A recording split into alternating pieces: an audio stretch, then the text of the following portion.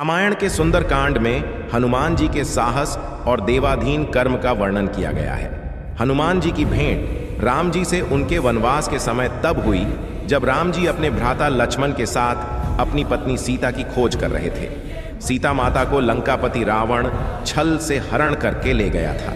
सीता जी को खोजते हुए दोनों भ्राता आशीमुख पर्वत के समीप पहुंच गए, जहां सुग्रीव अपने अनुयायियों के साथ अपने ज्येष्ठ भ्राता बाली से छिपकर रहते थे।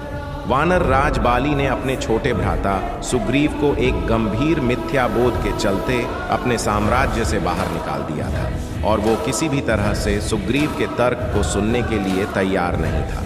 साथ ही बाली ने सुग्रीव की पत्नी को भी अपने पास बलपूर्वक रखा हुआ था। राम और लक्ष्मण को आता देख सुग्रीव ने हनुमान को उनका परिचय जानने के लिए भेजा। हनुमान एक ब्राह्मण के वेश में उनके समीप गए। हनुमान के मुख से प्रथम शब्द सुनते ही श्री राम ने लक्ष्मण से कहा कि कोई भी बिना वेद पुराण को जाने ऐसा नहीं बोल सकता जैसा इस ब्राह्मण ने बोला। राम जी को उस ब्राह्मण के मुख, नेत्र, माथा, भौं या अन्य किसी भी शारीरिक संरचना से कुछ भी मिथ्या प्रतीत नहीं हुआ। राम जी ने लक्ष्मण से कहा कि इस ब्राह्मण के मंत्रमुग्ध उच्चारण को सुन के तो शत्रु भी अस्त्र त्याग देगा। उन्होंने ब्राह्मण की ओर प्रसन्न सा करते हुए कहा कि वो नरेश राजा निसंकोच ही सफल होगा जिसके पास ऐसा गुप्तचर होगा। श्री राम के मुख से इन सब बातों को सुनकर हनुमान जी ने अपना वास्तविक रूप धारण किया और श्री राम के चरणों में नतमस्तक हो गए। श्री राम ने उन्हें उठाकर अपने हृदय से लगा लिया। दिन एक भक्त और भगवान का हनुमान और प्रभु राम के रूप में अटूट और अनश्वर मिलन हुआ। तत्पश्चात हनुमान ने श्री राम और सुग्रीव की मित्रता करवाई। इसके पश्चात ही श्री राम ने बाली को मारकर सुग्रीव को उनका सम्मान और गौरव वापस दिलाया और लंका युद्ध में सुग्रीव ने अपनी वानर सेना के साथ श्री राम का सहयोग दिया। सीता माता की खोज में वानरों का एक दल दक्षिण तट पे पहुंच गया, मगर इतने विशाल सागर को लांघने का साहस किसी में भी नहीं था। स्वयं हनुमान भी चिंतित थे कि कैसे इस समस्या का समाधान निकाला जाए। उसी समय जामवंत और बाकी अन्य वानरों ने हनुमान को उनकी अद्भुत शक्तियों का स्मरण कराया। अपनी का स्मरण होते ही ने अपना रूप विस्तार किया से सागर को उड़ के पार करने लगे। रास्ते में उन्हें एक पर्वत मिला और उसने हनुमान से कहा कि उनके पिता का उसके ऊपर आरण है। साथ ही उस पर्वत ने हनुमान से थोड़ा विश्राम करने का भी आग्रह किया, मगर हनुमान ने किंचित मात्र भी समय व्यर्थ न करते हुए पर्वतराज को धन्यवाद किया और आगे चलकर उन्हें एक राक्षसी मिली जिसने कि उन्हें अपने मुख में घुसने की चुनौती दी। परिणाम स्वरूप हनुमान ने उस राक्षसी की चुनौती को स्वीकार किया और बड़ी ही चतुराई से अति लघु रूप धारण करके राक्षसी के मुख में प्रवेश करके बाहर आ गए। अंत में उस राक्षसी ने संकोच पूर्वक ये स्वीकार किया कि वो उनकी बुद्धिमत्ता की परीक्षा ले रही थी। आखिरकार हनुमान सागर पार करके लंका पहुंचे और लंका की शोभा और सुंदरता को देखकर आश्चर्यचकित रह गए और उनके मन में इस बात का दुख भी हुआ कि यदि रावण नहीं माना तो इतनी सुंदर लंका का सर्वनाश हो जाएगा। तत्पश्चात हनुमान ने अशोक वाटिका में सीता जी को देखा और उनको अपना परिचय बताया। साथ ही उन्होंने माता सीता को सांत्वना दी और साथ ही वापस प्रभु श्री राम के पास साथ चलने का आग्रह भी किया, मगर माता सीता ने यह कहकर अस्वीकार कर दिया कि ऐसा होने पर श्री राम के पुरुषार्थ को ठेस पहुंचेगी। हनुमान ने माता सीता को प्रभु श्री राम के संदेश का ऐसे वर्णन किया जैसे कोई महान ज्ञानी लोगों को ईश्वर की महानता के बारे में बताता है। माता सीता से मिलने के पश्चात हनुमान प्रतिशोध लेने के लिए लंका को तहस नहस करने लगे। उनको बंदी बनाने के लिए रावण पुत्र मेघनाद इंद्रजीत ने ब्रह्मास्त्र का प्रयोग किया। ब्रह्मा जी का सम्मान करते हुए हनुमान ने स्वयं को ब्रह्मास्त्र के बंधन में बंधने दिया। साथ ही उन्होंने विचार किया कि इस अवसर का लाभ उठाकर वो लंका के विख्यात रावण से मिल भी लेंगे और उसकी शक्ति का अनुमान भी लगा लेंगे। इन्हीं सब बातों को सोचकर हनुमान ने स्वयं को रावण के समक्ष बंदी बनकर उपस्थित होने दिया। जब उन्हें रावण के समक्ष लाया गया तो उन्होंने रावण को प्रभु श्री राम का चेतावनी भरा संदेश सुनाया और साथ ही ये भी कहा कि यदि रावण माता सीता को आदर पूर्वक प्रभु श्री राम को लौटा देगा तो प्रभु उसे क्षमा कर देंगे। क्रोध में आकर रावण ने हनुमान को मृत्युदंड देने का आदेश दिया, मगर रावण के छोटे भाई विभीषण ने ये कहकर बीच बचाव किया कि एक दूत को मारना आचार संहिता के विपरीत है। ये सुनकर रावण ने हनुमान की पूंछ में आग लगाने का आदेश दिया। जब रावण के सैनिक हनुमान की पूंछ में कपड़ा लपेट रहे थे, तब हनुमान ने अपनी पूंछ को खूब लंबा कर लिया और सैनिकों को कुछ समय तक परेशान करने के पश्चात पूंछ में आग लगाने का अवसर दे दिया।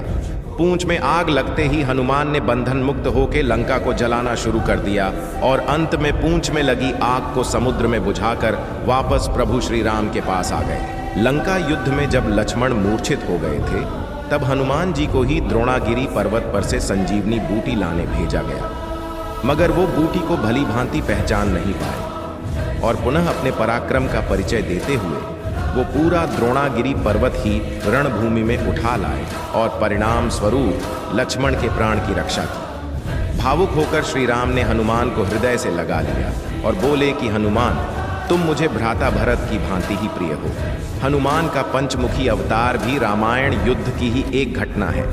अहिरावण, जो कि काले जादू का ज्ञाता था, उसने राम और लक्ष्मण का सोते समय हरण कर लिया और उन्हें विमोहित करके पाताल लोक में ले गया।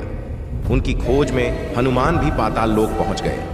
पाताल लोक के मुख्य द्वार एक युवा प्राणी मकरध्वज पहरा देता था, जिसका आधा शरीर मछली का और आधा शरीर वानर का था। मकरध्वज के जन्म की कथा भी बहुत रोचक है। यद्यपि हनुमान ब्रह्मचारी थे, मगर मकरध्वज उनका ही पुत्र था। लंका दहन के पश्चात जब हनुमान पूंछ में लगी आग को बुझाने समुद्र में गए, तो उनके पसीने की बूंद समुद्र में गिर गई। उस बूंद को एक मछली ने पी लिया और वो गर्भवती हो गई। इस बात का पता तब चला जब उस मछली को अहिरावण की रसोई में लाया गया। मछली के पेट में से जीवित बचे उस विचित्र प्राणी को निकाला गया। अहिरवण ने उसे पालकर बड़ा किया और उसे पातालपुरी के द्वार का रक्षक बना दिया।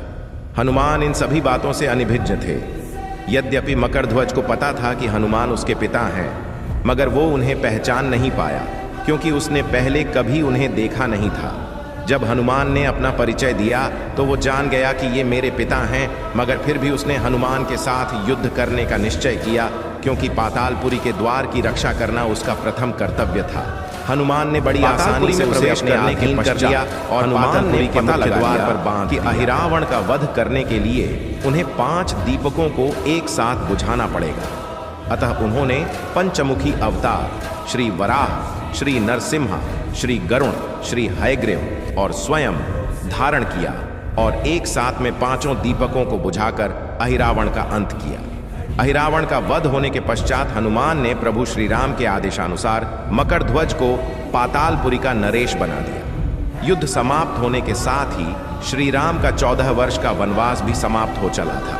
तभी श्री राम को स्मरण हुआ कि यदि वो वनवास समाप्त होने के साथ ही अयोध्या नहीं पहुंचे तो भरत अपने प्राण त्याग देंगे। साथ ही उनको इस बात का भी आभास हुआ कि उन्हें वहां वापस जाने अंतिम दिन से थोड़ा विलंब हो जाएगा। इस बात को सोचकर श्री राम चिंतित थे, मगर हनुमान ने अयोध्या जाकर श्री राम के आने की जानकारी दी और भरत के प्राण बचाकर श्री राम को चिंता मुक्त किए। अयोध्या में राज्याभिषेक होने के बाद प्रभु श्री राम ने उनको सम्मानित करने का निर्णय लिया। लंका युद्ध में रावण को पराजित करने में सहायता की थी। उनकी सभा में एक भव्य समारोह का आयोजन किया गया, जिसमें पूरी वानर सेना को उपहार देकर सम्मानित किया गया। हनुमान को भी उपहार लेने के लिए बुलाया गया। हनुमान मंच पर गए, मगर उन्हें उपहार की कोई जिज्ञासा नहीं थी। हनुमान को ऊपर आता देखकर भावना से अभिप्लुत श्री राम ने उन्हें गले लगा लिया और कहा कि हनुमान ने अपनी निश्चल सेवा और पराक्रम से जो योगदान दिया है, उसके बदले में ऐसा कोई उपहार नहीं है जो उनको दिया जा सके। मगर अनुराग स्वरूप माता सीता ने अपना एक मोतियों का हार उन्हें भेंट किया। उपहार लेने के उपरांत हनुमान माला के एक एक मोती को तोड़कर देखने लगे।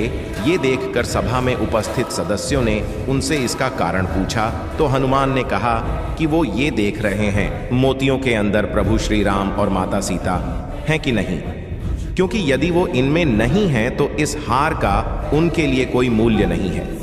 ये सुनकर कुछ लोगों ने कहा कि हनुमान के मन में प्रभु श्री राम और माता सीता के लिए उतना प्रेम नहीं है जितना कि उन्हें लगता है। इतना सुनते ही हनुमान ने चीर के लोगों को दिखाई और सभी ये देखकर स्तब्ध रह गए कि वास्तव में उनके हृदय में प्रभु श्री राम और माता सीता की छवि विद्यमान थी।